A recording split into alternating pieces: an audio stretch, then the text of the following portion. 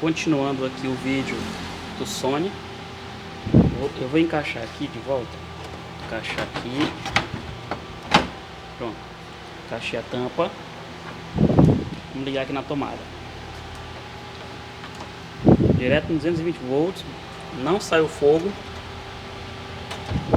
ligou, segurou, tá ok. O defeito era a saída STK queimada.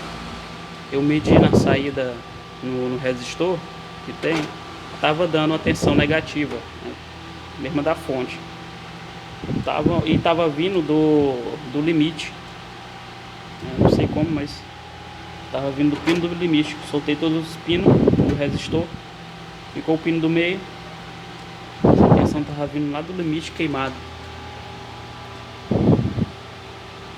Queimou feio esse STK. Tirei ele, que são dois STK, só tem um. Então posso concluir que o defeito é o STK. Remover ele fora para ter a certeza que o som ligou.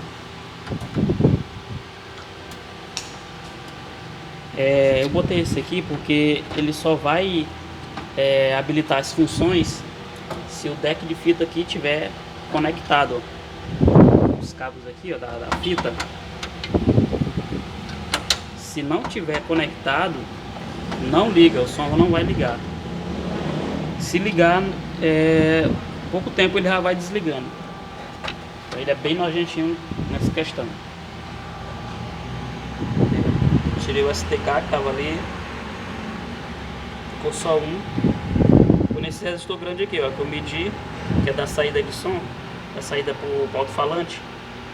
É o positivo de cada canal, 2 canais em cada STK. Ó. Aí tinha tensão aí, ó, esse resistor grande que vocês estão vendo aí. Não pode ter, ele tem 0 volts. Eu tirei ele fora. E o bicho pesa, tudo nele que pesa.